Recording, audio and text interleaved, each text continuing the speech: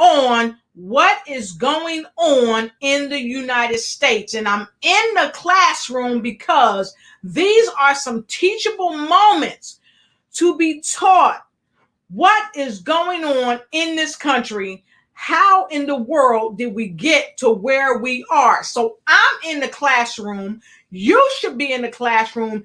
Everybody on the planet should be in the classroom as we look at what is going on in the United States as the Capitol was stormed. That's right. The Capitol was breached today here in the United States. And so earlier today, I covered the action right here in Washington, D.C., where I am, where I live. This is not a game. This is not a hoax. This is real coverage, as many people have seen all over the world. So as promised, I said I was coming back to let you know the secret sauce of what's going on.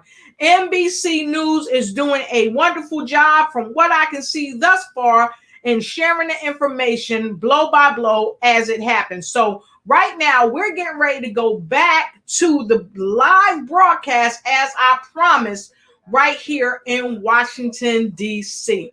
Come on and go over with me. But before we go over, let me just say this.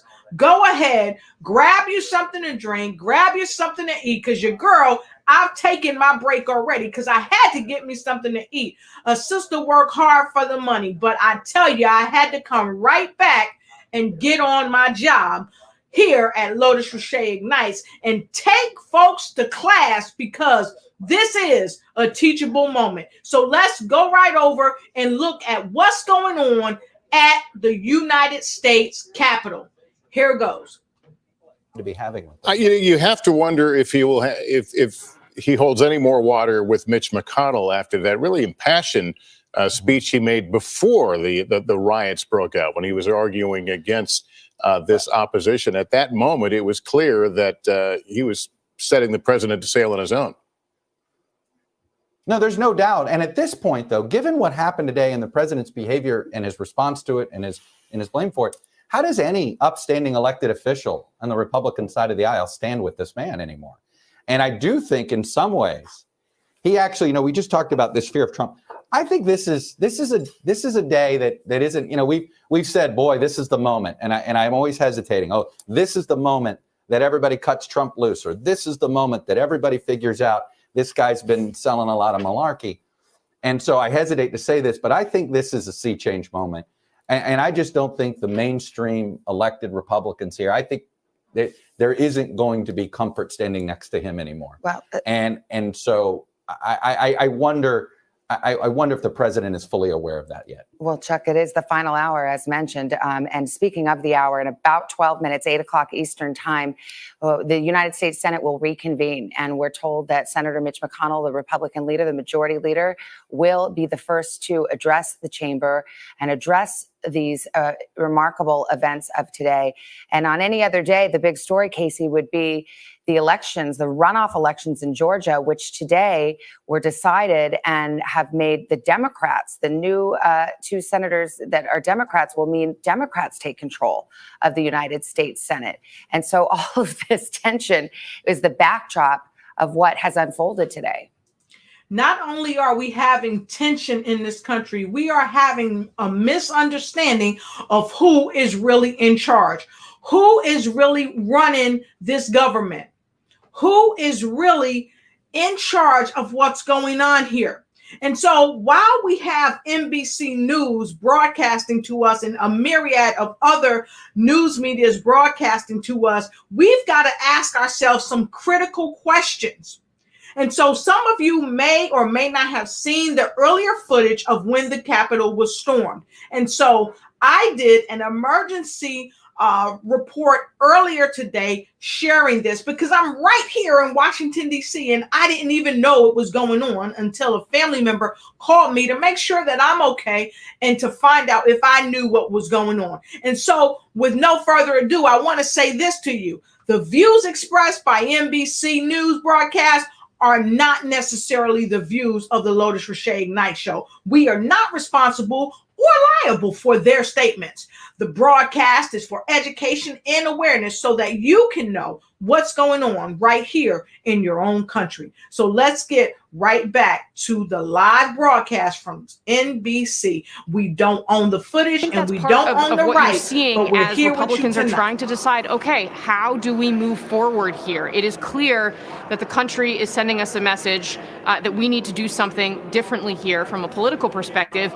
And now you have this incredibly stark illustration of just how dangerous it is if you allow misinformation to go unchecked, that the president is able to mobilize his supporters in this way, in a way that has threatened their safety, frankly, and also their ability to do their jobs and to govern and to perform the duties that they were elected to fulfill. So I think that's part of why you're seeing this determination. We're expecting Mitch McConnell now to speak on the Senate floor at 8 o'clock. You saw those electors, the boxes going back to the Senate chamber. Remember, that is officially what they came here to do today, to take those electors out of their envelopes, to read them out loud, and to declare Joe Biden the president-elect. So they're going to start up that business again in a show of force, I think, in the face of these protests in just a little while, Savannah. All right, Casey, thank you so much. Let's bring in NBC News national security analyst Frank Figluzzi. Frank, good to have you on here. Things after several hours of the siege, when nothing seemed to be happening, these officers moved very quickly to retake, if you will, the Capitol. And now we see this session about to resume. What are your thoughts? Well, my initial thoughts are that there were insufficient resources at first. So I'm glad to see the clearing and retaking of the Capitol. But I'm saddened that we are really watching a security failure that played out earlier. It's not an intelligence failure, because this should not have been a surprise to law enforcement. Those who monitor and track extremist groups, violent groups like Proud Boys and others, saw this coming, saw it about 2 weeks ago, even talked specifically of how to overwhelm the Capitol Police. So we've got a lot of questions tonight, Lester, about why this had to happen this way. Is it clear to you or clear to anyone in law enforcement exactly how this played out in terms of, was this a splinter group and followers? No, I'm not sure that it really makes a difference ultimately, but the origins of this?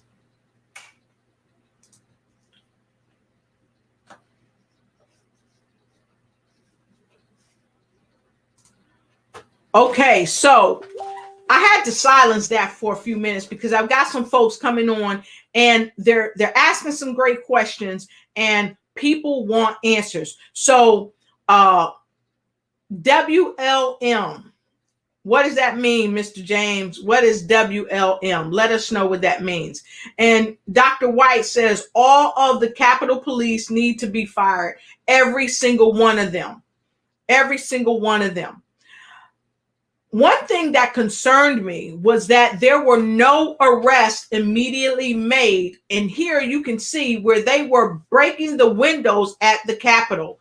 The question that I'm hearing over and over again from people all over, not just here in the United States. Look right there. They're climbing through the window. Okay, they broke the window. That's destruction of government property. Okay, no arrests are being made. Why is that? And so people are asking that question. Why didn't the police make any arrests right there before the swarm happened? Because right before the swarm happened, the police had made somewhat of a line to prevent them from coming up. And then the police started going up the stairs, and then they started going up the stairs.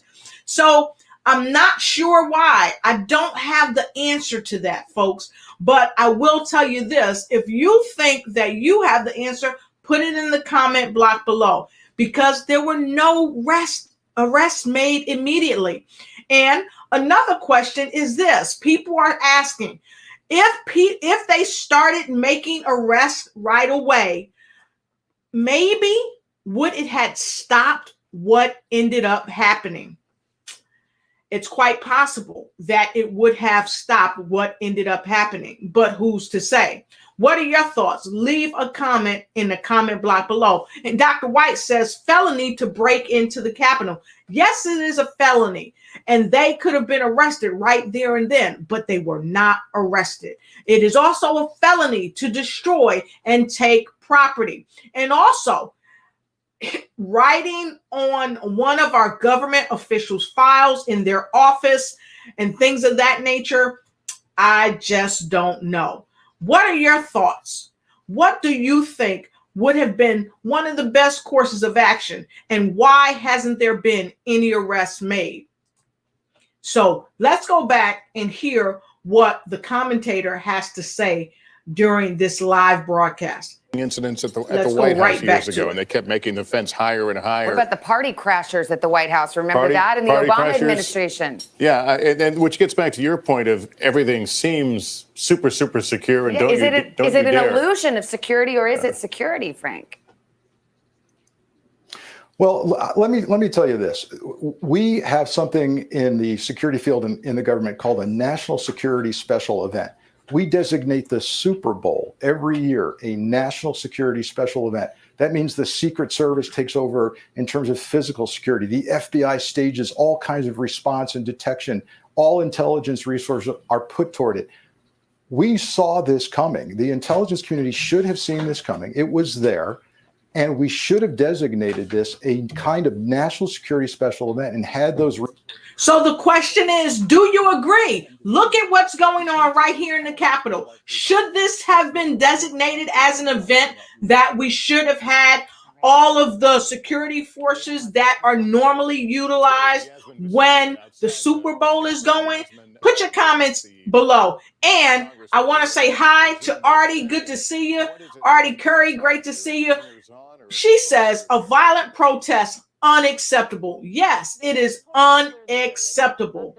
We should not have to endure this here in the United States or anywhere. And as a person who is prior military, I am astonished, I am baffled, and I am just we were totally a lot closer to the Capitol than we are now. Upset because this has happened right here on the very land that many of our sailors, soldiers, and all of our armed forces are fighting overseas to protect, to give us peace and harmony in our own country, and it's not happening right now, as you can see right before your very eyes, as illustrated right here by NBC News. And then beyond that, there's yet another police barrier as well, where we were standing a few hours or so ago. And then there are those buses way far down, Miguel, if you can push it on those buses. And I was talking to a police officer over here asking, what are those buses here for? And that is for folks that are subject to arrest if, in fact, they're violating the curfew. Well, there are people out right now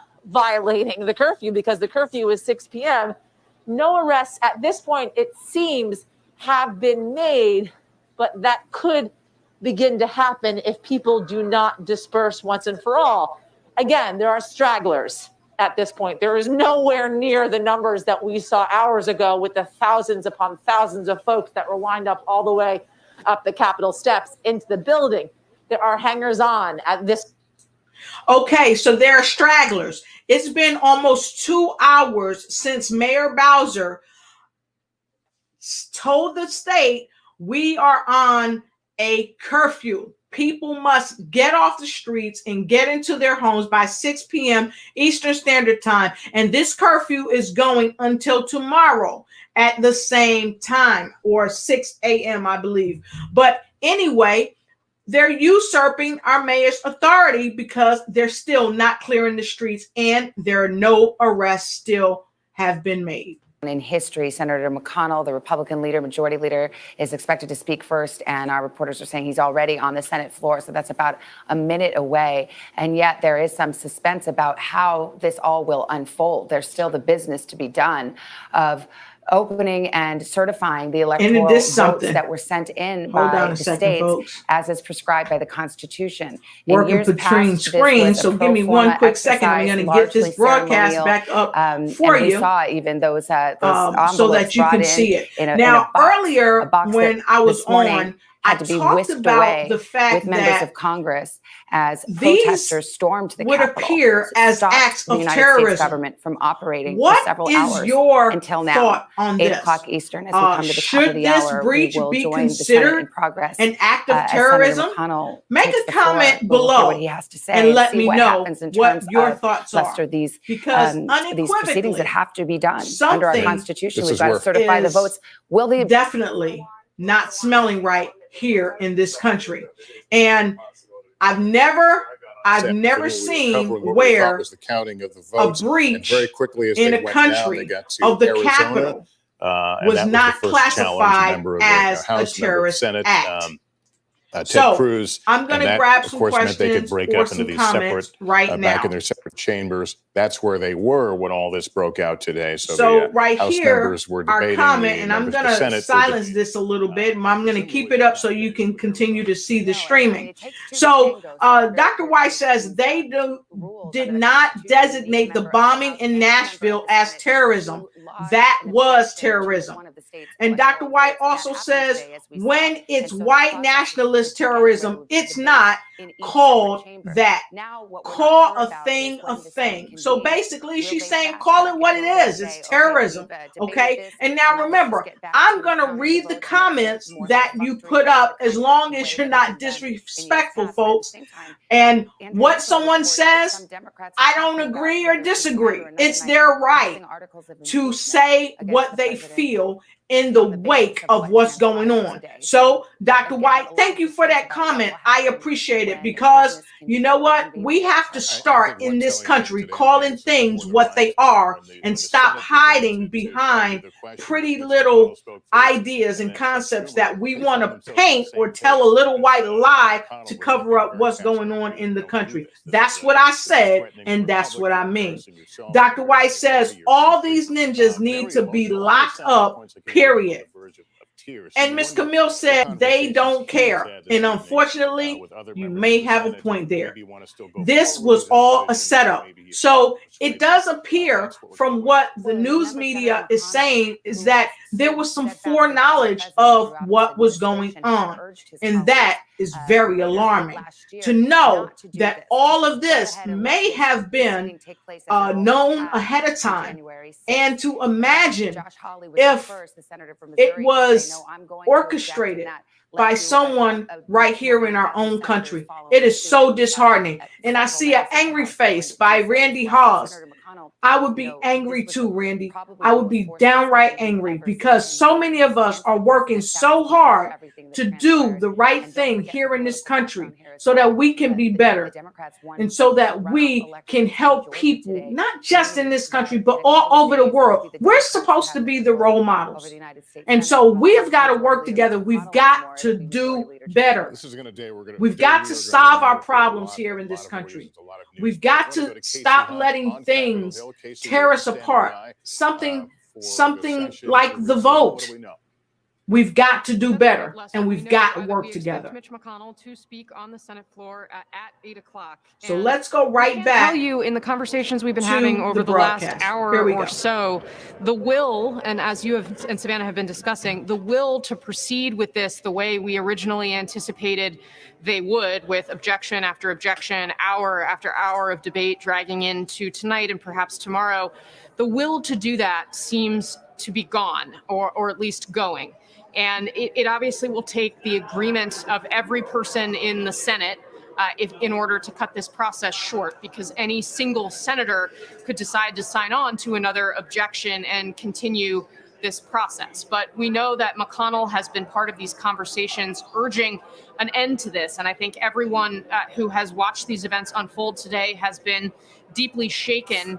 And that reality is driving the decision making here. I mean, this is a much different conversation now than it was this morning when we all walked in here and we expected Republicans to be willing to put on a spectacle for President Trump, but we did not expect consequences of the likes that we saw today play out here at the Capitol. So remember, it's likely the House will also have to convene in order to dispense with the process that they have already started. So you'll remember we saw this morning they convened in the joint session and then they separated into the House and the Senate. So we're in uncharted territory, but in theory, the process would be such that each chamber would have to finish up their debate. So the Senate could decide, okay, we're done talking about it. We're gonna put a pin in this. We're gonna be done.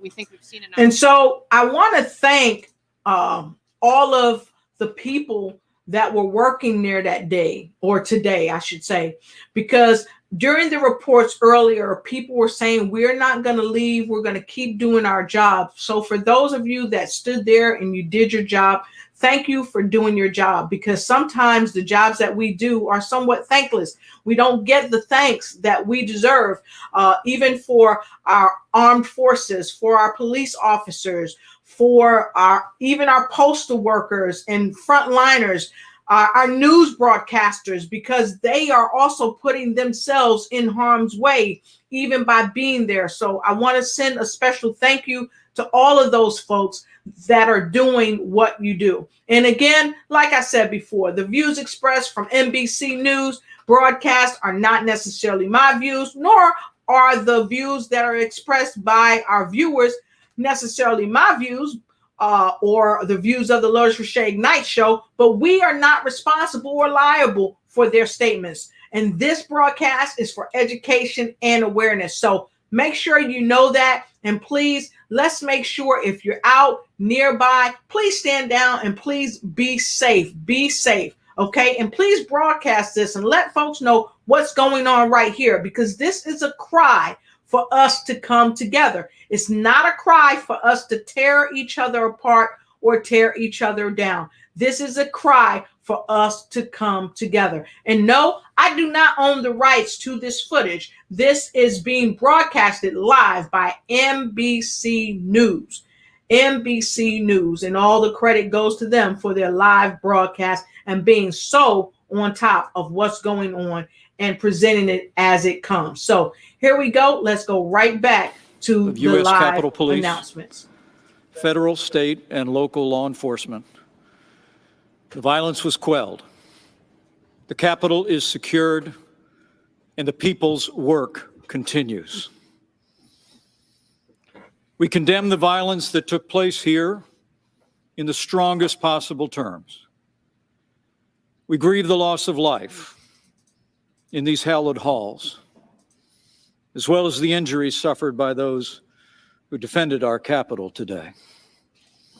And we will always be grateful to the men and women who stayed at their posts to defend this historic place. To those who wreaked havoc in our Capitol today, you did not win. Violence never wins. Freedom wins. And this is still the people's house. And as we reconvene in this chamber, the world will again witness the resilience and strength of our democracy. For even in the wake of unprecedented violence and vandalism at this Capitol, the elected representatives of the people of the United States have assembled again on the very same day to support and defend the Constitution of the United States. So may God bless the lost, the injured, and the heroes forged on this day. May God bless all who serve here and those who protect this place. And may God bless the United States of America. Let's get back to work.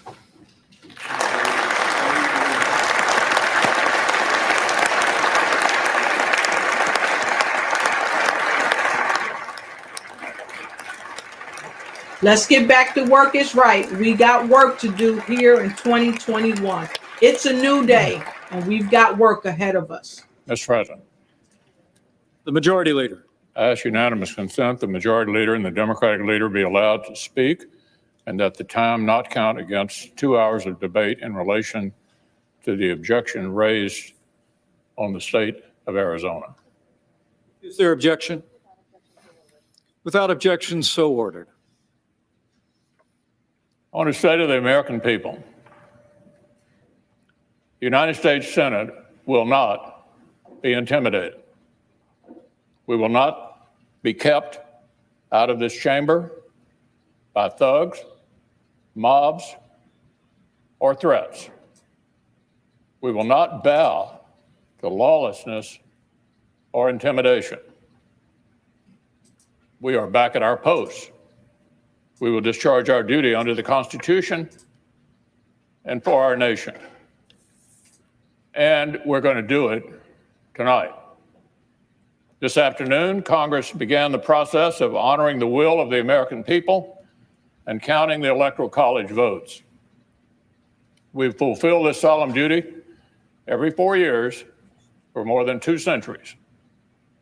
Whether our nation's been at war or at peace, under all manner of threats, even during an ongoing armed rebellion and the Civil War, the clockwork of our democracy has carried on.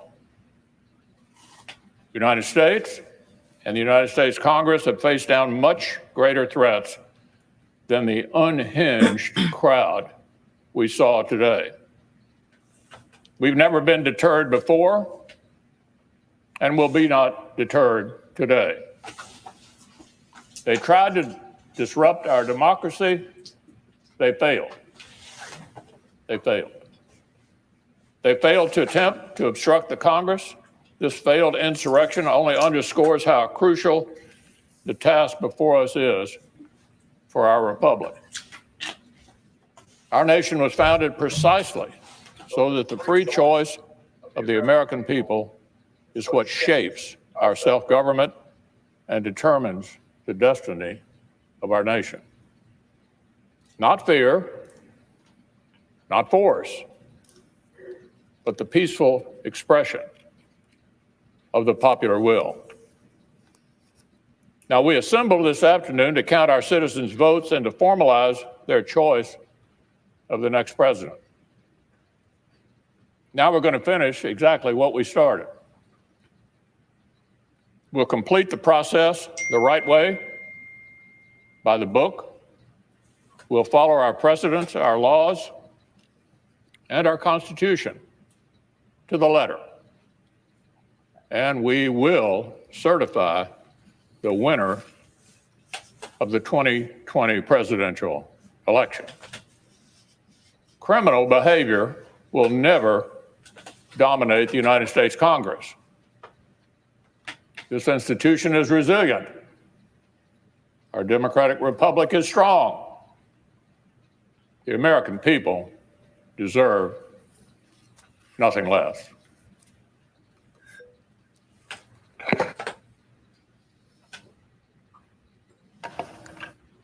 Democratic leader. Mr.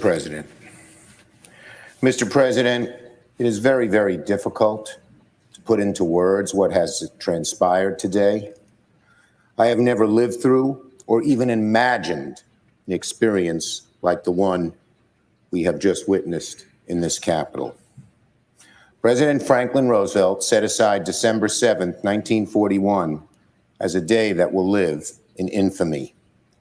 Unfortunately, we can now add January 6th, 2021, to that very short list of dates in American history that will live forever in infamy.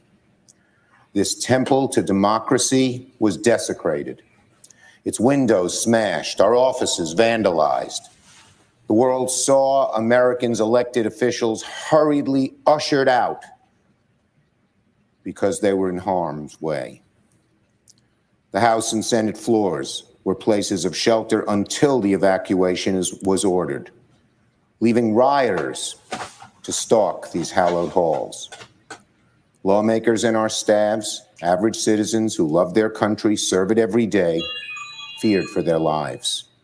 I understand that one woman was shot and tragically lost her life. Hey, beautiful. We mourn her and feel for her friends and family. These images were projected to the world. Foreign embassies cabled home their home capitals to report the harrowing scenes at the very heart of our democracy. This will be a stain on our country, not so easily washed away. The final, terrible, indelible legacy of the 45th President of the United States, undoubtedly our worst. I want to be very clear. Those who perform these reprehensible acts cannot be called protesters.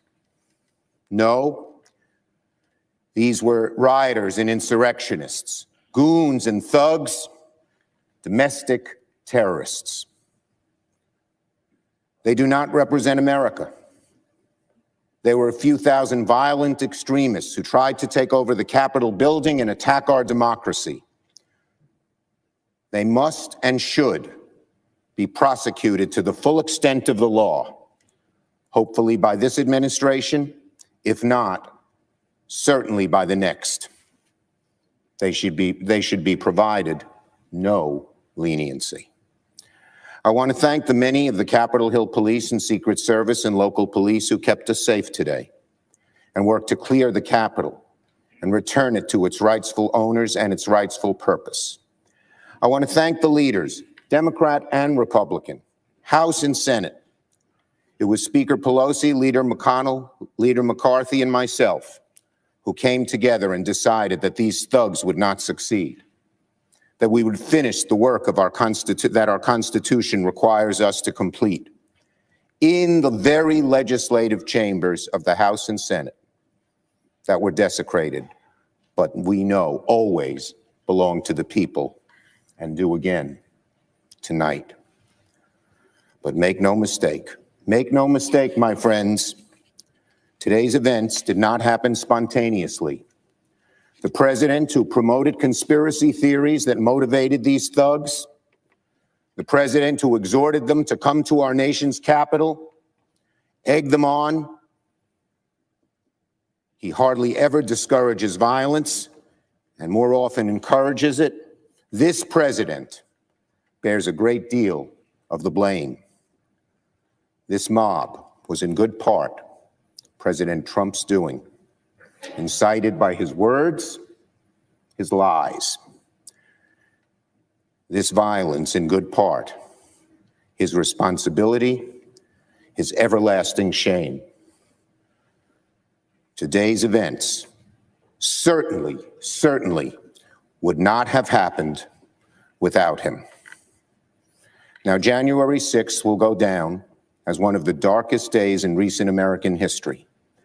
A final warning to our nation about the consequences of a demagogic president, the people who enable him, the captive media that parrots his lies, and the people who follow him as he attempts to push America to the brink of ruin.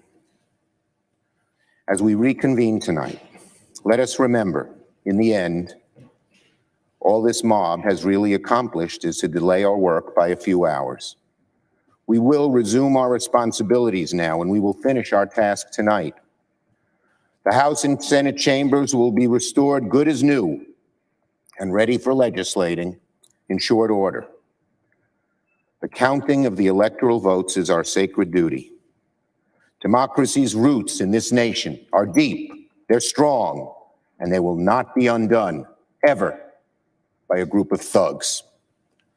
Democracy will triumph, as it has for centuries.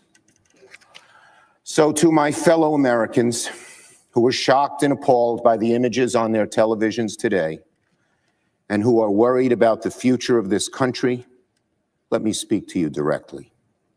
The divisions in our country clearly run deep, but we are a resilient, forward-looking, and optimistic people. And we will begin the hard work of repairing this nation tonight, because here in America, we do hard things. In America, we always overcome our challenges. I yield the floor. Mr. President. Majority Leader. I yield 2 minutes to the Senator from Oklahoma, Senator Lankford. Senator from Oklahoma. The Vice President, you said things more eloquently than how we say it in Oklahoma. In Oklahoma, we'd say something like, why in God's name would someone think attacking law enforcement and occupying the United States Capitol is the best way to show that you're right? Why would you do that? Rioters and thugs don't run the Capitol. We're the United States of America. We disagree on a lot of things, and we have a lot of spirited debate in this room. But we talk it out, and we honor each other. even in our disagreement. That person is not my enemy. That's my fellow American. And while we disagree on things and disagree strongly at times, we do not encourage what happened today, ever. I want to join my fellow senators in saying thank you to the Capitol Hill Police, the law enforcement, the National Guard, the Secret Service, who stood in harm's way while we were here debating. They were pushing back. And I was literally interrupted mid-sentence speaking here because we were all unaware of what was happening right outside this room because of their faithfulness and because of what they have done. And I want to thank them. Ronald Reagan once said, "Peace is not the absence of conflict. It is the ability to handle conflict by peaceful means." The peaceful people in my state in Oklahoma want their questions answered, but they don't want what happened today. They want to do the right thing, and they also want to do it the right way. They want to honor the constitutional process, but they also want to have debate about election security because they want to make sure it's right, which is why it's an important issue that still needs to be resolved. Transparency in government just doesn't seem like a bad idea. Obviously, the commission that we have asked for is not going to happen at this point, and I understand that. And we're headed towards the certification of Joe Biden to be the president of the United States. And we will work together in this body to be able to set a peaceful example for the days ahead. I yield the floor. Democratic leader. Senator from Nevada, Senator Cortez Masto. Senator from Nevada. I'd like to thank each and every one of you that are chiming in during this broadcast that we have right now. As we're watching live our leaders at the Capitol discuss what has gone on this afternoon. Lori Gendiza, it's good to see you. She said, whoever is behind this is against our United States of America. Some of them call themselves Americans. No, they are not Americans. They live among us. Wow. Lori, that is a powerful statement, because true Americans that really understand what America should really be about. Notice I said should really be about the inclusion of people, not telling someone go back to the country you came from, or we want to build a wall to keep you out and all those things. This country has been built on the backs of people who have come here from other countries. This country has been built on the Native Americans who were here before anyone else was. And so it is right for us to work together. And the real Americans, please stand up. The real Americans, that's not just faking it until you make it or take it. Please stand up. So Lori, thank you for that. I really like what you said, and I'm going to read it again. She said, whoever is behind this is against our United States of America. Some of them call themselves Americans. No, they are not Americans. They live among us. And Camille, good to see you. She said, we are the United States of America, and we will stand firm together and get our country back together. We have to unite, folks. We have to unite. Our lawmakers are still on the job, still talking about what's going to happen next. So let's hear the news. His own faith, which is not something that everyone was always willing to say. He also held a seat on the Intelligence Committee, was considered somebody who was serious about attempting to govern, even in this age we've been living through, this age of Trump. So we were surprised to see him sign on to this, but I think it reflected the political reality that they felt they were operating under. And in some ways, it makes sense that he would be the person that would come down and say, hey, what we saw here is not what we meant to do. Now, Casey, if he in fact speaks for the other senators who were who were going to oppose, the members of the House can't oppose without a senator agreeing with, so that would short circuit the entire process. That's right, Lester. So if none of these members are willing to, and I think we should emphasize, we're trying to do this reporting because there are quite a few senators who said previously they were willing to, and we've been trying as hard as we can to talk to all of them, because any one of them could change the reality here. That's part of why I'm being so careful. But I think we can say and underscore that the mood, the imperatives around this are completely changed. The push inside the Senate right now, and I use the word Senate to include everyone in both parties, Republican and Democrat, is that what we saw today is unacceptable, and it has fundamentally changed the way they want to proceed here. That is not to say that there may not be a single senator who could change what we actually see unfold tonight. But your point is the correct one, which is that if this holds, and if this new emerging sense is what takes root here, then we will see this process end after this Arizona objection, because it would take a senator being willing to sign their name to the piece of paper, object to additional states, to drag this out for hours and hours into the night. We'll see how this plays out then. Thanks, Casey. The mood and the momentum has certainly shifted directions dramatically in the wake of dramatic events, unprecedented events at the Capitol. We heard the Vice President, Mike Pence, take the Senate floor and gavel in the chamber once again, saying that you do not win. Violence never wins, he says to the people who stormed the House today. And he said, this is still the people's House. Notably, as I go to Kristen Welker at the White House, Vice President Pence did not mention Donald Trump at all, not by name, not by reference, not at all. This was extraordinary, particularly for him. He has been so loyal. Savannah, we are witnessing what is really a striking break between Vice President Mike Pence and President Donald Trump.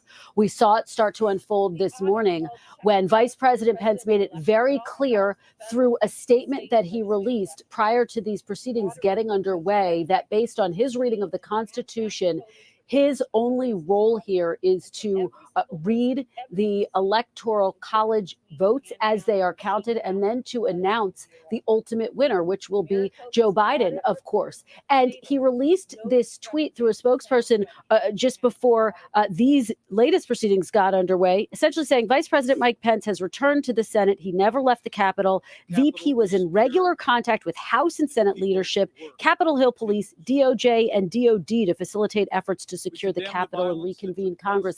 He never mentions President Trump in that statement. So it's really remarkable, Savannah, and we almost never hear from the vice president without hearing him first talk about President Trump. So President Trump earlier today, just to think about how all of this began and how this day first got underway, was addressing throngs of supporters here in the nation's capital when he really slammed and pressured the vice president to take action that he doesn't have the authority to take, to try to block the results. And that is a pressure campaign that he has been waging for days now, both publicly and privately. And it's our understanding, based on reports, that Pence has made it quite clear to him privately that he doesn't have the authority to take the type of actions that the president wants him to take. The president, of course, through his remarks earlier today, through his series of tweets, has reiterated his false claims of widespread voter fraud. And that is something that, remarkably, Senate Majority Leader Mitch McConnell knocked down earlier today when those initial proceedings first began. So we're seeing this break with some of the president's most loyal supporters. And the president, he's increasingly isolated. Here we have a top official with the First Lady's office resigning, and rumblings that we could see more people out the door as they are increasingly frustrated that the president hasn't been more forceful in his statements today, Savannah. All right, Kristen, thank you. Let's go to Chuck Todd, political director, moderator of Meet the Press. Chuck, I'm sure you've been doing reporting as well. We saw Senator Langford essentially say it's over as far as he's concerned. These objections that were going to be raised to the Electoral College vote, he was not going to see them any further, and that the Senate would vote to certify tonight. It left that open question whether there was buy-in from all Republicans in the Senate, most notably Josh Hawley and Ted Cruz, who were the ringleaders of this effort. What do you hear? Well, that's the thing. I mean, if you recall, we had this discussion and I said, I've basically heard from everybody except those two. And I think that it sounds like that's what Casey's running into here. I think those two in particular haven't decided what to do. But, you know, Rand Paul had told another reporter about a half hour ago that it was his understanding that this was going to come to a fairly quick conclusion. And he thought that maybe 30 to 40 minutes of debate and that's it. So the fact is, it does feel as if this is, again, this is a plane. They're trying to land this plane. They're trying to do it sooner. But look, I don't. Until we hear from Holly and Cruz, I think we're all waiting to see if Langford is speaking for all or just himself. Yeah, I'm starting to wonder if January 20th can't come soon enough now for Republicans after this day. Oh, I think you're 100% right. I mean, you know, it's funny when this day began, we began asking ourselves, okay, there's a real divide in the party and Senate Republicans are trying to pick a side. Are you in the Trump wing or are you in the non-Trump wing? There's a lot of people who don't want to be associated with the Trump wing today and tonight. Now, is that a tonight phenomenon or is this the beginning of a true sort of massive mainstream Republican shift away from Donald Trump? Again, we've been here before. You know, whether it was I remember the first time when a lot of people thought this is it for Donald Trump, the politician. It's when he attacked John McCain. So, you know, he has enough popularity, and those guys have enough political ambition. Some of those, particularly those House Republicans, that I don't know if there will be this as clean of a break, perhaps as some of the leadership of the Republican Party would like. But this does sort of make him harder to be a part of the mainstream of the GOP, at least the establishment wing of the GOP. What did you make of Vice President Pence not mentioning the president in his remarks? As Savannah pointed out, that's normally one of the things he immediately does. You know, it usually, I mean, it's the second sentence, and and I know I speak for the president, right? He almost says it that way, and the fact that he didn't. Look, he's looking for, he made his separation comment today. He announced what he was going to do, and there's some indication that it was that moment that sort of President Trump lost his mind on this in some form, and then went out there and started, railing during that speech and never really stopped talking. Look, it's a moment that now leads you to wonder. If there is, there's impeachment and there's the 25th Amendment, there's quite a few people who are worried that the current president of the United States is too erratic to handle the next 13 days. You wonder if the 25th Amendment has gone through the mind of Vice President Pence. The fact that he didn't utter his name once certainly says something.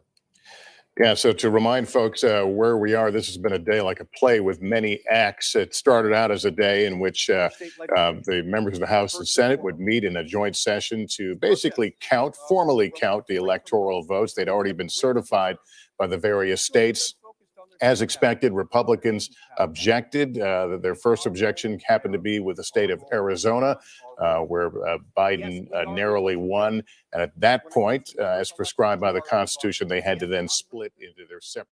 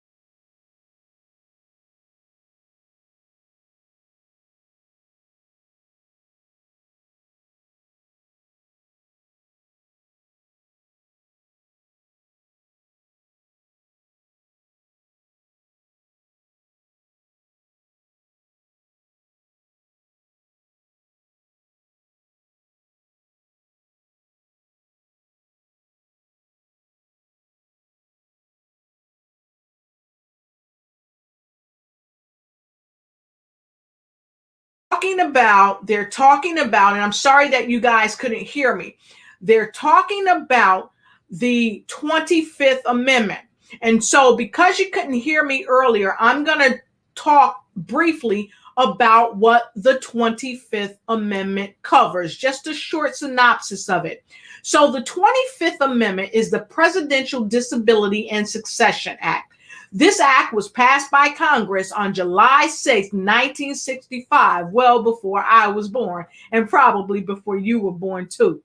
It was ratified on February the 10th, 1967, and the 25th Amendment changed a couple of portions, some portion in Article 2 and in Article 1. So let's get down to the nitty-gritty. Section 1, in case of the removal of the president from office or of his death or resignation, the vice president shall become president. In Section 2, it clearly states whenever there is a vacancy in the office of the president shall nominate a vice president who shall take office upon confirmation by a majority vote of both houses of Congress. Section 3 says whenever the president transmits to the president pro tempore of the Senate and the Speaker of the House of Representatives his written declaration that he is unable to discharge the powers and duties of his office, and until he transmits to them a written declaration to the contrary, such powers and duties shall be discharged by the vice president as acting president.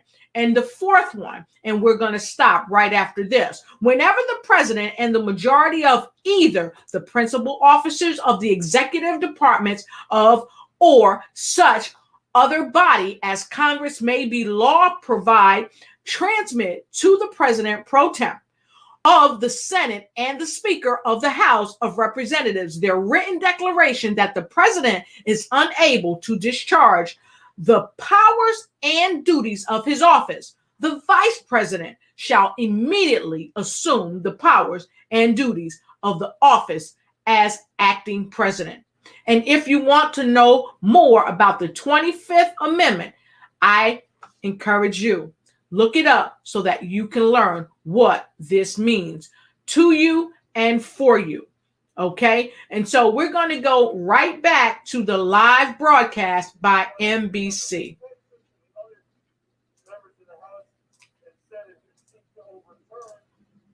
That are made by the states, by the voters in the states, and by the courts. If we follow what they have proposed, we will be the ones that will have disenfranchised every single person who cast a vote in this election, whether they voted for the president or they didn't. I urge you to reject this, and I deeply appreciate the opportunity to serve with every single one of you. Thank you, Mr. President. Majority Leader. I yield up to 5 minutes to the senator from Georgia, Senator Loeffler. Senator from Georgia.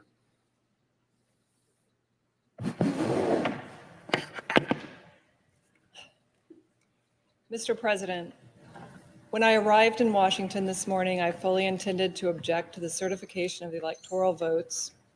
However, the events that have transpired today have forced me to reconsider, and I cannot now in good conscience object to the certification of these electors. The violence, the lawlessness, and siege of the halls of Congress are abhorrent and stand as a direct attack on the very institution my objection was intended to protect, the sanctity of the American democratic process. And I thank law enforcement for keeping us safe. I believe that there were last-minute changes to the November 2020 election process and serious irregularities that resulted in too many Americans losing confidence, not only in the integrity of our elections, but in the power of the ballot as a tool of democracy. Too many Americans are frustrated at what they see as an unfair system. Nevertheless, there is no excuse for the events that took place in these chambers today, and I pray that America never suffers such a dark day again. Though the fate of this vote is clear, the future of the American people's faith in the core institution of this democracy remains uncertain. We as a body must turn our focus to protecting the integrity of our elections and restoring every American's faith that their their voice and their vote matters. America is a divided country with serious differences, but it is still the greatest country on earth. There can be no disagreement that upholding democracy is the only path to preserving our republic. I yield the floor.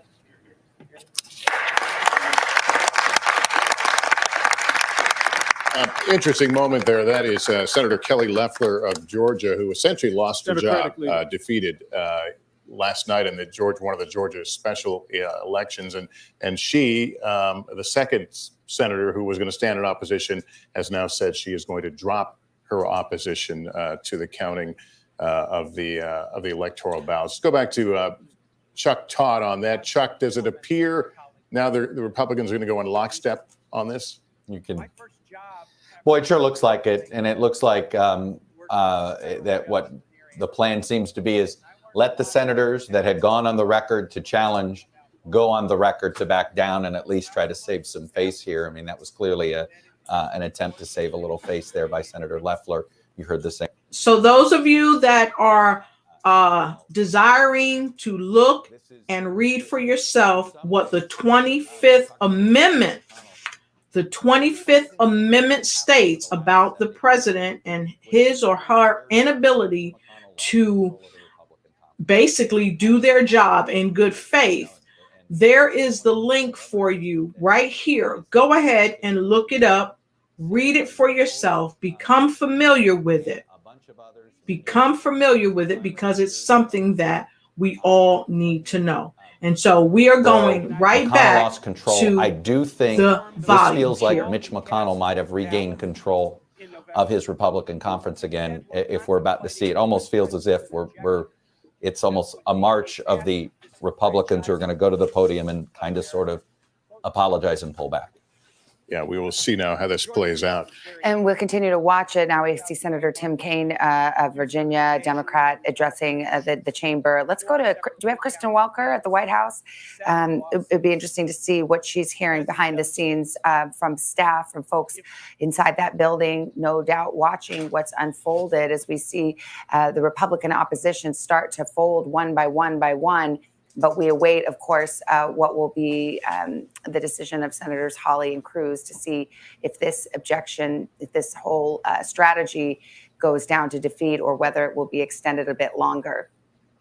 Well, Savannah, I can tell you it is pretty quiet here at the White House after what has been a day of trying to pressure President Trump to come out and deliver a more forceful message than the one he gave, calling back those who were gathering and storming Capitol Hill.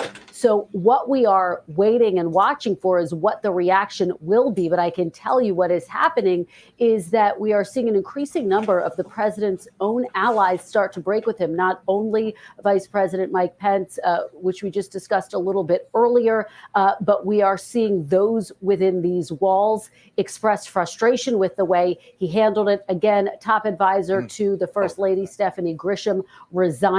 And then we are getting really what is public pressure on President Trump. The Washington Post, in a remarkable op-ed, Savannah and Lester, calling on President Trump to be removed and saying, quote, the responsibility for this act of sedition lies squarely with the president, who has shown that his continued tenure in office poses a grave threat to U.S. democracy. He should be removed. That was the Washington Post. Let me read you a statement that we just got from former President Barack Obama just a short time ago, who writes, history will rightly remember today's violence at the Capitol, incited by a sitting president who has continued to baselessly lie about the outcome of lawful election as a moment of great dishonor and shame for our nation. But we'd be kidding ourselves if we treated it as a total surprise.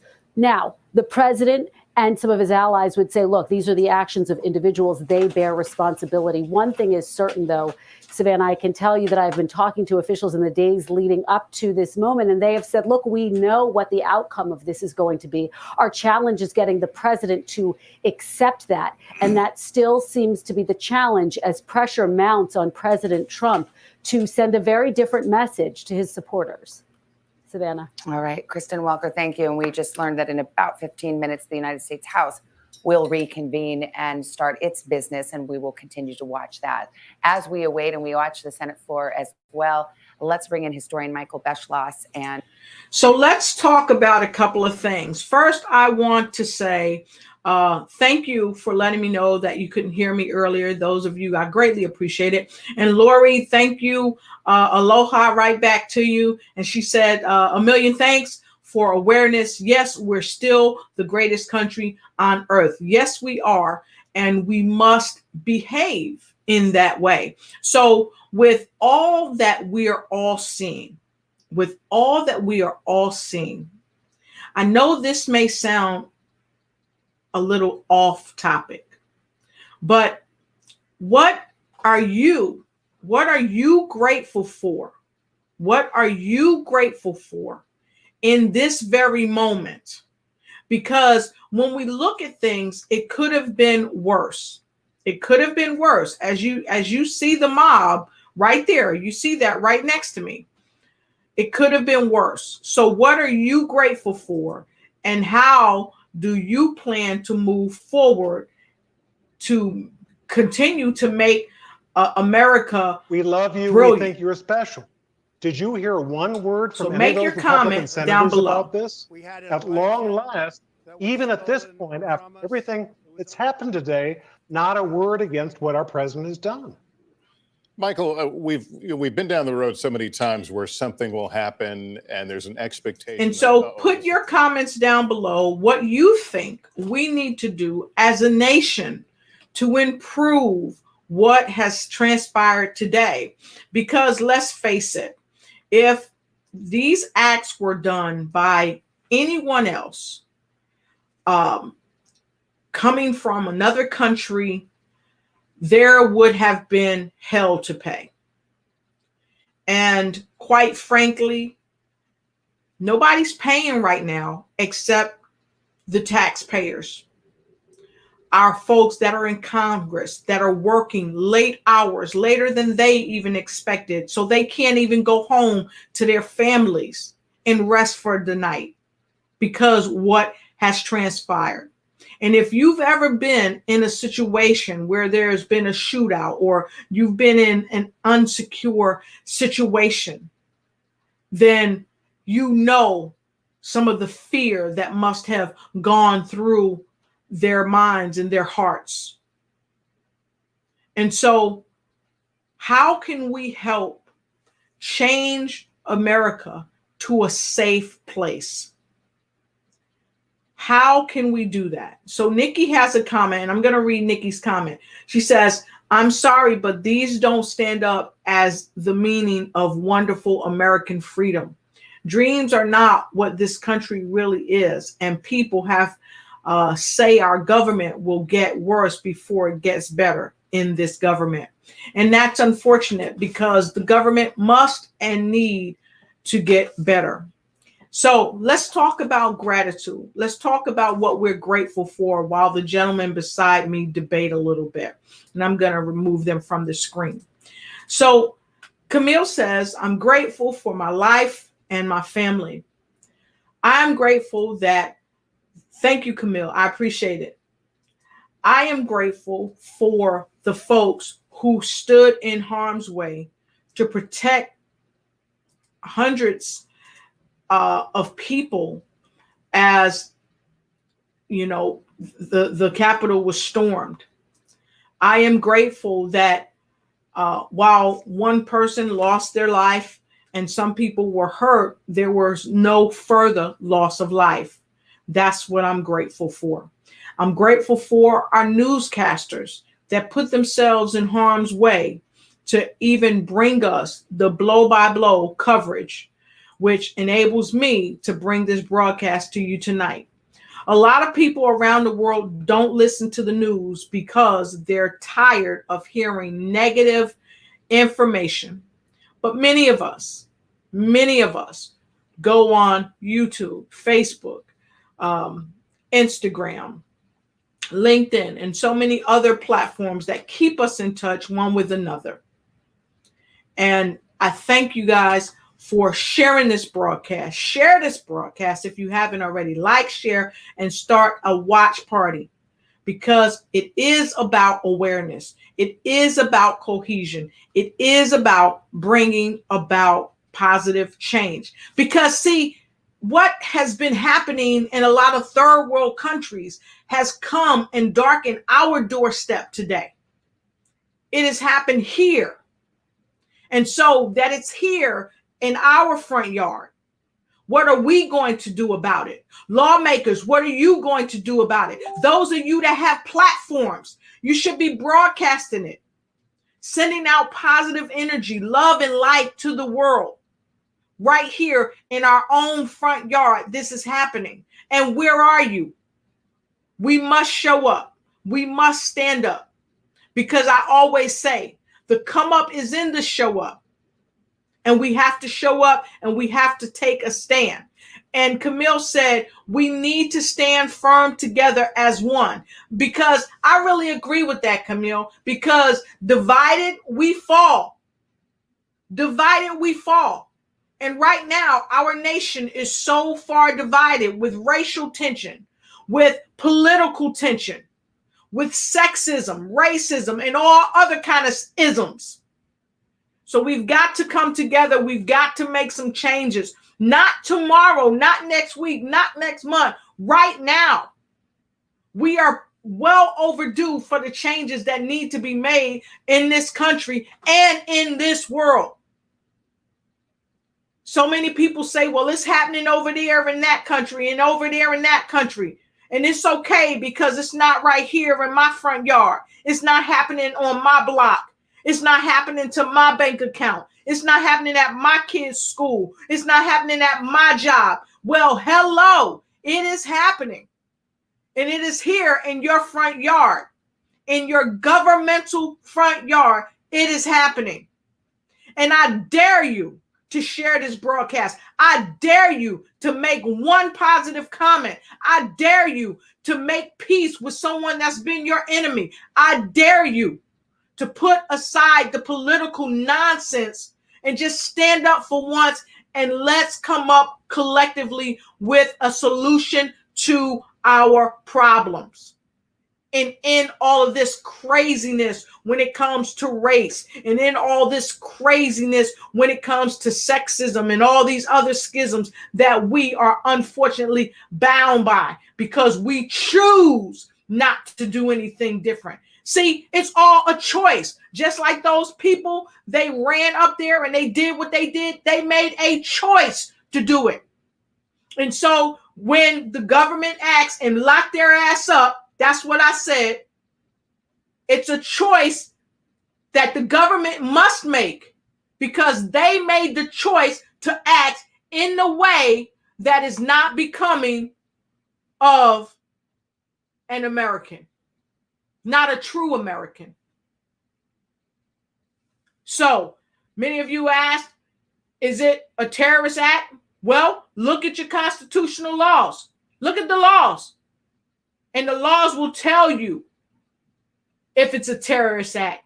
It'll tell you if what they did today is a felony. I think you know the answer.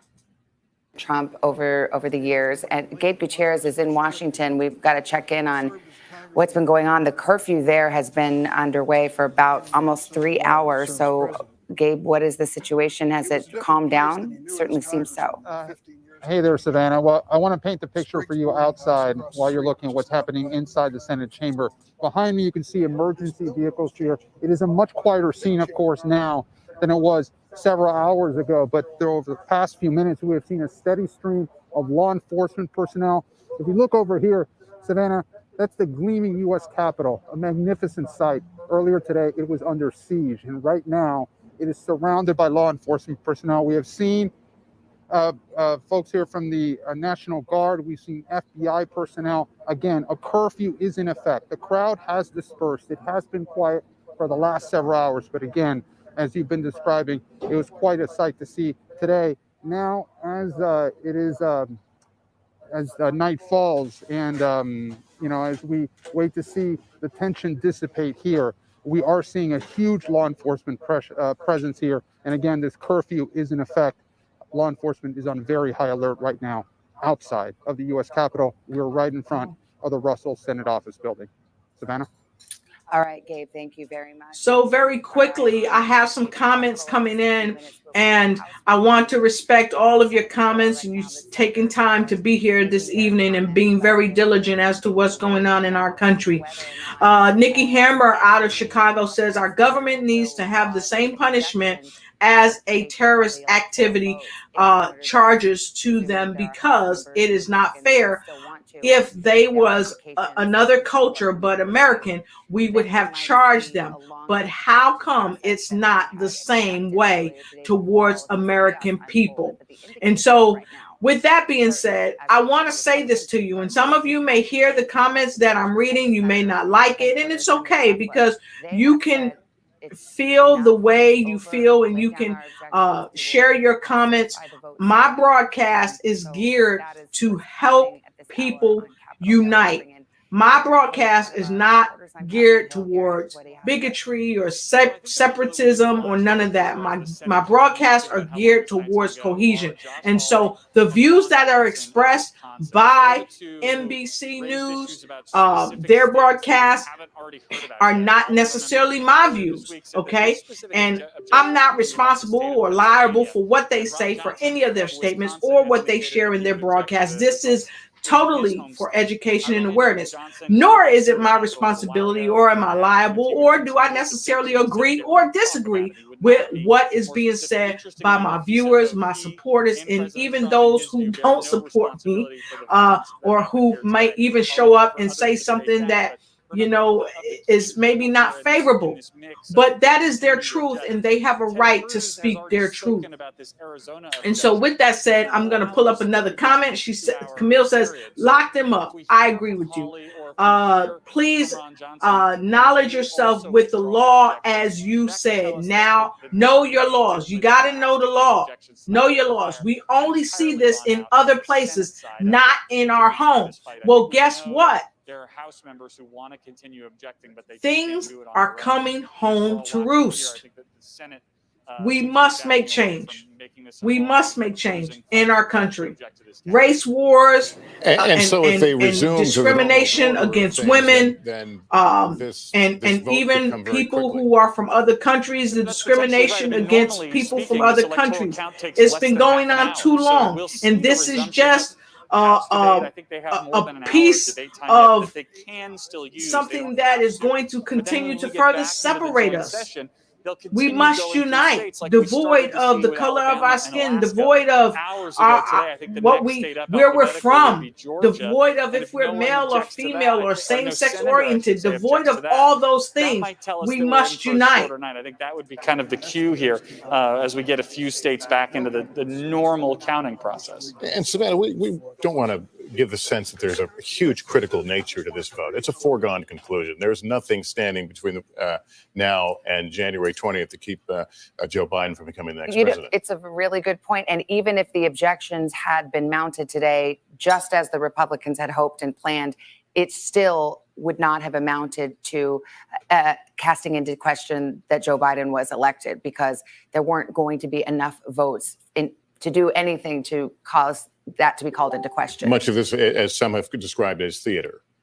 Absolutely theater, and Republicans who are worried about being primaried, facing a primary challenge, if they in any way defy the president, who want to show their loyalty or their bona fides, I'm a Trump supporter all the way, who are facing re-election in 2 years. Many of them were those who lined up, those who want to run for president in 4 years and want to claim the Trump mantle. Those were the senators who we saw saying, okay, we want to mount an objection to the Electoral College.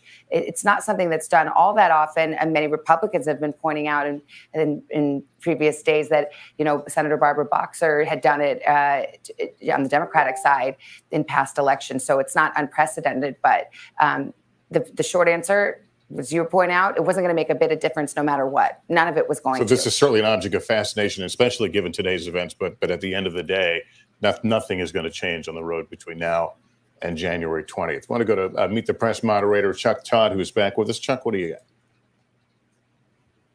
got? Well, I think the question is, are we going to see a similar reaction and response with the House Republicans? That, and that's where I have, where it looks like the Senate and the dozen or the nearly dozen senators who wanted to do this are in a bit of a retreat mode. On the House Republican side, that'll be interesting to see, because, if you were to look at where in Washington is the president's base, it's the House Republicans. They're loyal to him and they really believe it, right? Like a Ted Cruz is rhetorically loyal to the president. Lindsey Graham is rhetorically loyal, right? It was of political convenience. They ran against him. They didn't like him. They called him pathological liars. And then they decided they had to appease him and hang around him. Not so with many of these House Republicans. And more importantly, thanks to gerrymandering, in many ways, the minority of House Republicans represent basically the entirety of the Trump base. And so, as much as we think that maybe cooler heads are prevailing in the Senate, let's not make any assumptions about what we might see in the House. Why don't we dip in a little bit here at some of the debate underway? For generations, we must restore faith and confidence in one of our republic's most hallowed patriotic duties, voting. There's no question our U.S. Constitution empowers state legislatures to execute free, legal, and fair elections. Unfortunately, in several states, the clear authority of those state legislatures to determine the rules for voting were usurped by governors, secretaries of states, and activist courts. Our laws and Constitution should always be followed, especially in a time of crisis. I don't rise and undo a state's legally obtained electoral college votes. Rather, I rise in hopes of improving the integrity of the ballot to hold states accountable to the time-proven constitutional system of the electoral college. This is why I urge the formation of an electoral commission to give constructive suggestions and recommendations that states can make to make our elections once again safe, free, and fair. Gaveling in the House of Representatives. Let's listen. This response will take into the night and will stay as long as it takes. Our purpose will be accomplished. We must and we will show to the country and indeed to the world that we will not be diverted from our duty, that we will respect our responsibility to the Constitution and to the American people. On Sunday, it was my great honor to be sworn in as Speaker and to preside over a sacred ritual of renewal as we gathered under this dome of this temple of democracy to open the 117th Congress. I said that as we were sworn in then, we accept a responsibility as daunting and demanding as any previous generation of leadership has ever faced. We know that we're in difficult times, but little could we have. With all due respect to Ms. Pelosi, I want to send a special thanks to many of the leaders around the world that are starting to jump on broadcast. There have been many people who've been on the road when this whole thing started, and I started sending out this broadcast. Some people are called up on the phone and now they're jumping on their platforms and they're talking about it and they're looking for ways to help bring healing in this country. So I want to say hi to my friend Kim Jacobs. She is on her show right now, and this is going out to Kim, and she has a panel of experts on her show right now. And in fact, this is the Kim Jacobs show. She just had my words up on her screen. She has Mr. Joseph Wooten on her show, Mr. Sean Braxton, and the remarkable young lady from the Sean Hall show. So I just want to thank you, Kim Jacobs, for standing up and stepping up to the call to alert and make people aware and bring about education in this country of what's happening. And those of you that have a platform, use your platform to spread positivity. Use your platform to spread the good news that we're not done. We are just getting started in 2021, and we will not be bullied. We will not be beat down. We will not be bamboozled. And those folks there at that Capitol deserve the respect and the honor that they have worked so diligently to obtain. And I thank you, Kim, for jumping on and doing it. And all of you, Nikki Hammer, Camille Robb, Dr. Tara White, just so many people from all over the world. Dr. Florence, I saw her here earlier today when I broadcast. Angela Elting, Pamela Luhing, everybody that has jumped on, that has watched, that has shared, that is focusing and working to help America be brilliant. Not great, because greatness wasn't great enough. We've got to be brilliant. We've got to get to great brilliance. Like I said, make America great again. If this is what you call great, we don't need greatness. We need brilliance. And this is a brilliant country. And so we need brilliance. And we need to back up the people who are fighting for the brilliance of this country, because make America great again isn't great. It ain't even good. We have to be brilliant. And like Camille said, God blessed America, and God has blessed you.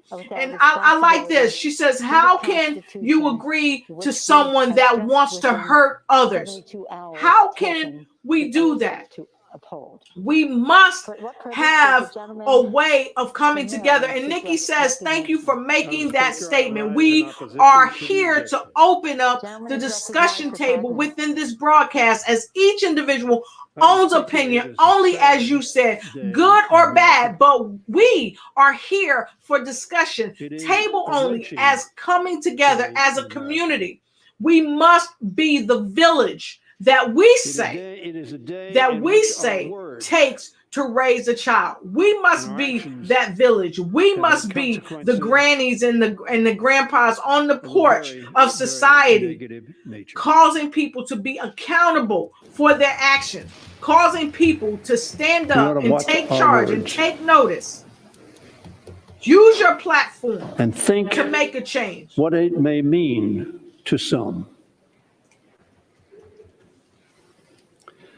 My remarks were written before the tragic, dangerous, and unacceptable actions. And unacceptable is such a tame word. My remarks started with, Madam Speaker, the American people today are witnessing one of the greatest.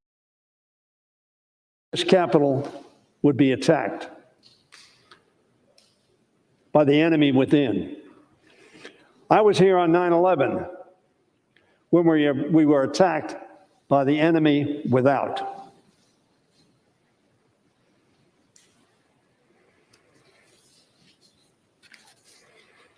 We need to all work together to tame and reduce the anger, and yes, the hate that some stoke.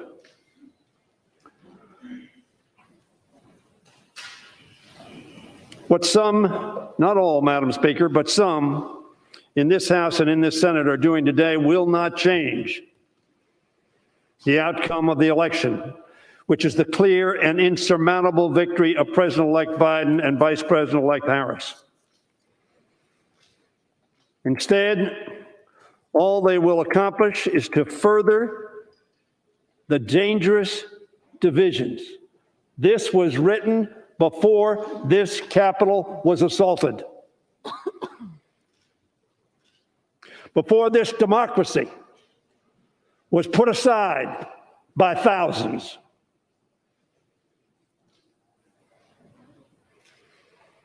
Encouraged by the Commander-in-Chief.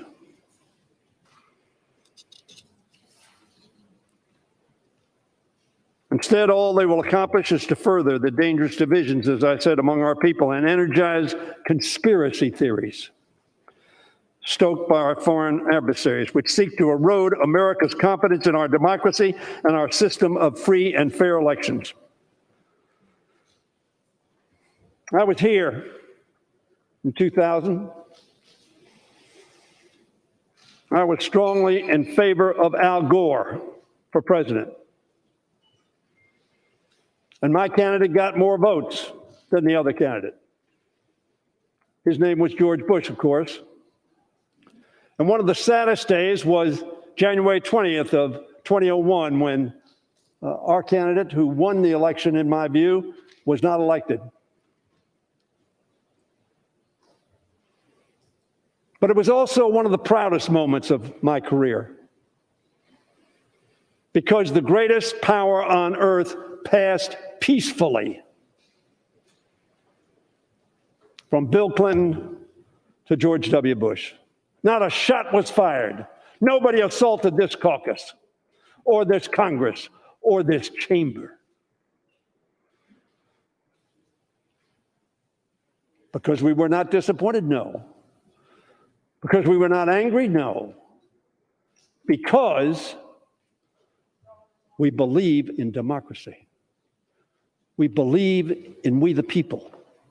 And the way the people, one of the speakers, I think it was the senator from Texas, expressed, we're here for the people. If those were the people, we're in a lot of trouble. Our electoral system, our democratic system, however, did not break under the strains of the misinformation, the claims of fraud, which court after court after court have dismissed out of hand. Not because there was a little evidence, because there was no evidence. That's why we're the longest lasting constitutional democracy in the world. I hope all of us in this body are proud of that and understand why that's the case. Because, as Dick Gephardt said on this floor many years ago, democracy is a substitute for war to resolve differences. It proved once more the ever-beating strong heart that gives life to our republic and our freedoms. That strength, Madam Speaker, is derived in part from our institution and our laws. But most importantly, it is powered by citizens and leaders' commitment to our Constitution. Not just us, we swear an oath. But it's all of America. Barack Obama spoke from that chamber and he said, I'm going to be taking another title next year, citizen. And he was proud to take that. And every citizen needs to protect, preserve, and uplift our democracy. Some today did not do that. Many today. 68 years ago in Springfield, Illinois, Governor Adlai Stevenson gracefully conceded his loss to General Dwight Eisenhower. He said this, it is traditionally American. He told his deeply disappointed supporters to fight hard before an election. But then he added, it is equally traditional to close ranks as soon as the people have spoken, not the Congress, not the electors, the people have spoken. That which unites us as American citizens is far greater than that which divides us as political parties. It was another man from Springfield, 68 years earlier, who won re-election to the presidency in a national crisis that tested our country and its democratic institutions, who pleaded even in his hour of victory for the same spirit of reconciliation. That was the party of Lincoln. That hasn't happened to this hour. Lincoln said, now that the election is over, he asked, may not all having a common interest, reunite in a common effort to save our common country. Such is the duty of an American who stands for elections or participates in our politics, to be either humble in triumph or gracious in defeat. I've lost some elections, not too many, and I've won a lot of elections.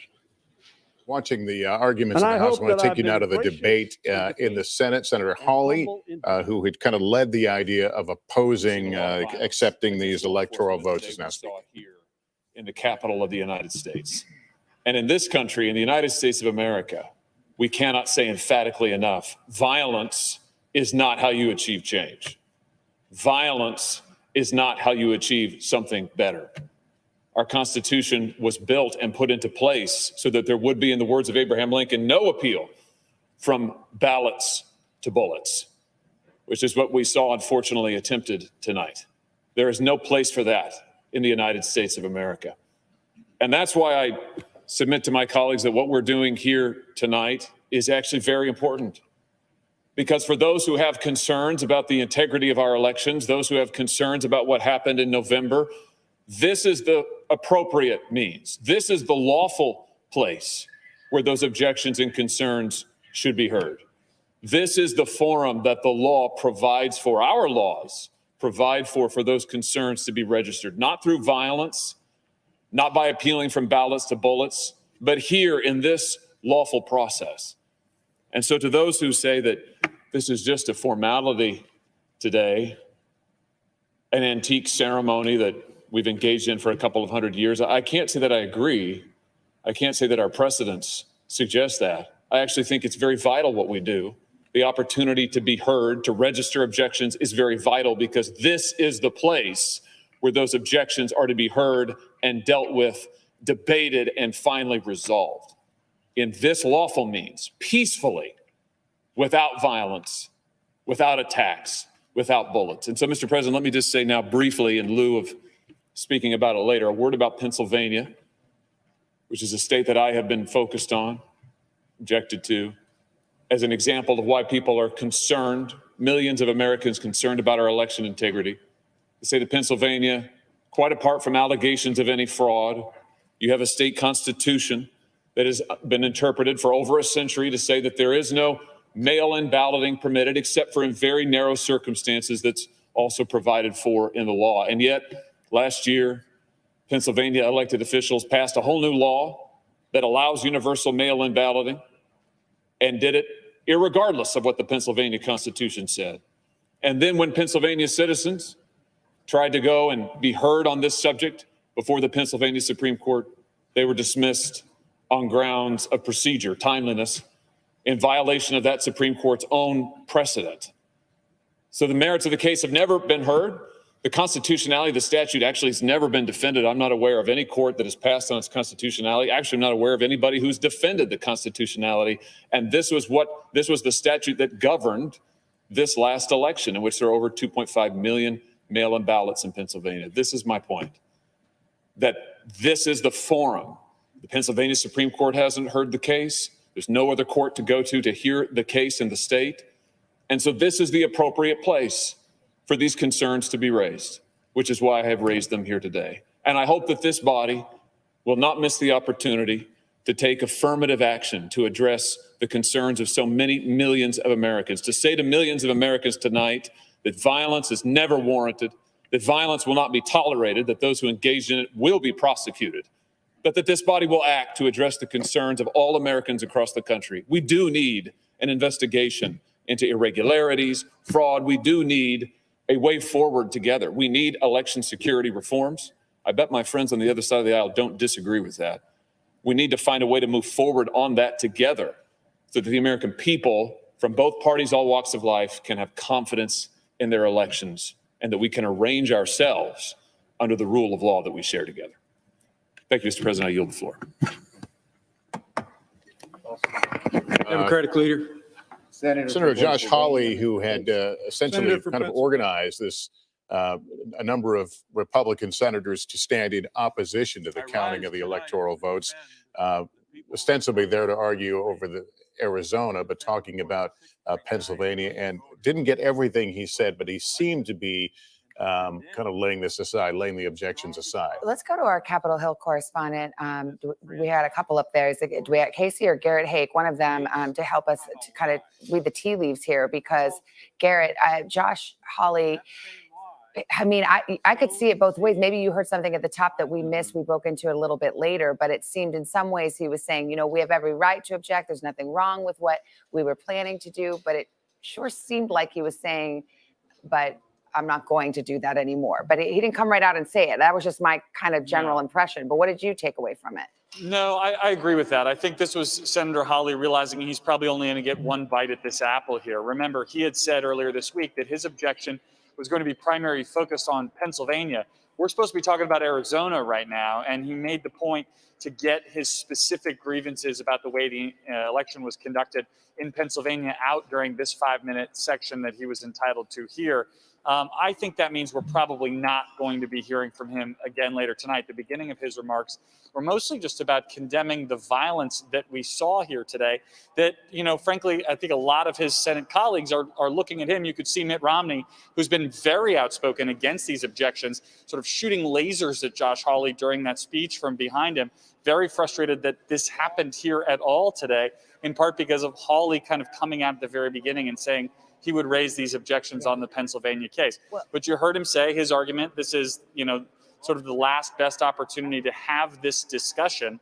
But it seemed like he was willing to have it here very briefly in what's supposed to be a debate about Arizona. Yeah, I think so. Because, I mean, he did say, and I wrote it down, he said, I'll just say a word about Pennsylvania in lieu of later, which I interpreted as him saying, I'm going to say my piece about Pennsylvania, but maybe not mount that objection that he had planned to make. Let's go to Chuck Todd of Meet the Press. Chuck, you speak Washington fluently as well. How did you interpret that? Yes. No, I caught the same thing, and it's like, okay. And again, we've been watching this, and notice who's been speaking on the Republican side. We've not, you know, remember before we were hearing from some Republicans like Ben Sass and Pat Toomey, but who are been against this the whole time. But it almost seems as if they're trying to hurry up and let them say their piece, the Hollies. I imagine at this point we'll be waiting for Ted Cruz. Chuck, oh, yes, let's hear Let's Mr. play McCarthy. C-SPAN. Yeah. Let's listen to Kevin McCarthy, the Republican leader who refused to acknowledge Joe Biden's victory earlier and is facing some issues on his staff. Let's listen. Secure and lawful. On Monday, my colleagues in Pennsylvania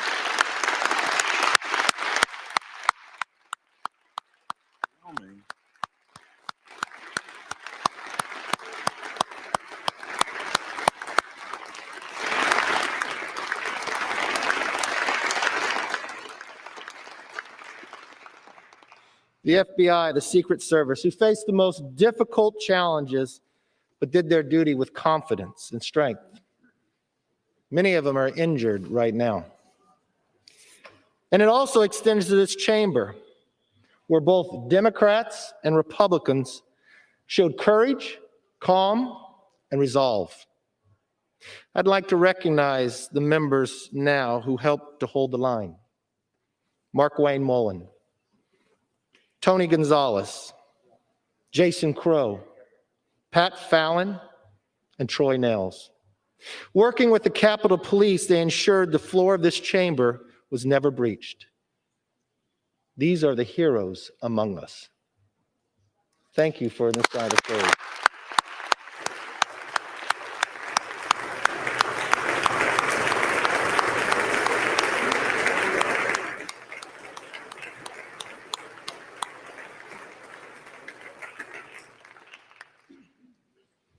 Looking back on the past few hours, it is clear this Congress will not be the same after today.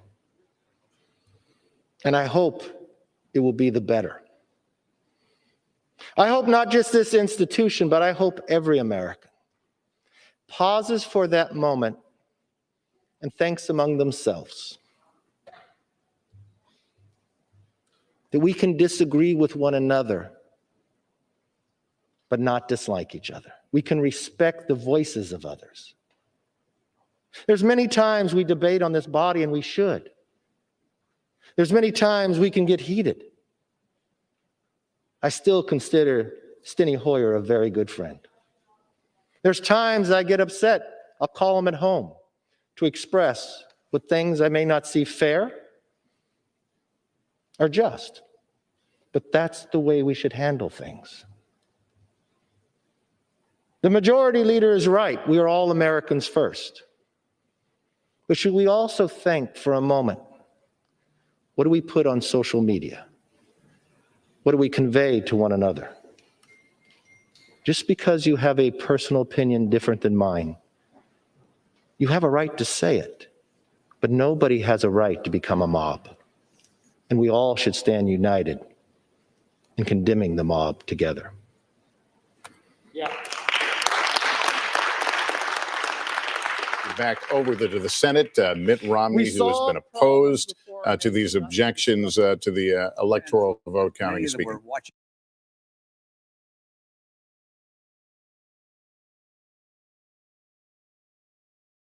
So as these debates go on throughout the night, while discussing the new president-elect and our vice president-elect, I want to share with you my humble thanks to all of you around the world that are doing things to help make America brilliant.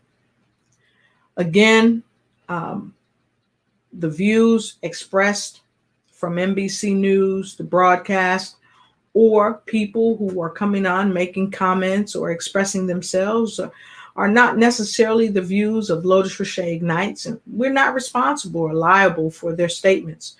This broadcast is for education and awareness, and we do it from a peaceful premise where we inspire and encourage people to express themselves in a way that is respectful and ethical to all those that are even in earshot or who can even see what they've written or even what they say out loud. Please share this broadcast and help people be safe. Please remember that we are under a curfew until 6 a.m., if I'm not mistaken, on tomorrow. So be safe and make sure you share the broadcast. Let people know what's going on if they've not seen it, and let people know that we need to work together. So let's all work together. Let's love one another, and let's be respectful of one another as we move forward in 2020. So thank you all for joining me. Thank you for your comments. Thank you for your favor. I encourage you to continue to watch the information that is being shared with us on our local news if you so desire. Those of you that have a platform, please use your platform for positivity to help the world and right here in our very own front yard to help us here at home to do the things that we need to do to help make sure we continue to have a safe and united States of America. And for those of you that are interested in looking up the 25th Amendment, please don't hesitate. Look it up. Find out what the 21st Amendment says and find out what it means, not only to other people, but what it means to you. I am sharing it with you so you can go right there and look it up for yourself. You don't have to listen to what I say, but listen to what you find and do your due diligence for. So thank you again. I appreciate you, and I look forward to seeing you again next time. We just got another public safety alert. Governor Northam has ordered a curfew in the city of Alexandria and Arlington County from 6 p.m. on January 6th to 6 a.m. on January 7th. Limited exceptions apply to people who are on the front line, if you will. But please go ahead and check out those alerts on your phone so that you are aware. God bless each and every one of you. Please share this broadcast and share some love. And don't forget, always, no matter where you are or what you do, always take the opportunity to lead with love. And I'll see you next time. Bye-bye.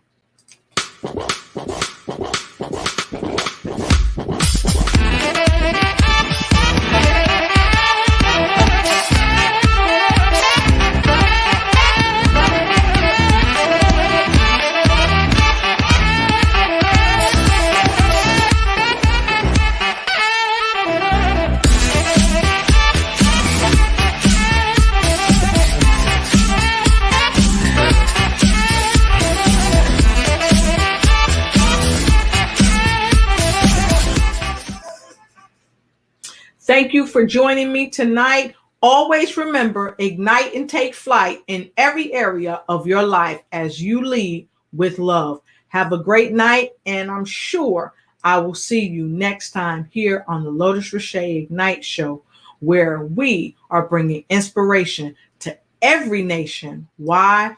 Because we love you and we care, and we want you to ignite and take flight in every area of your life. Good night. Welcome to the Lotus Richey Ignite Show. We are here to inspire and empower you and ignite the fire of success within you so that you can ignite and take flight in every area of your life. We are here tonight with another great show with another powerful influencer that is intended to be here just for you.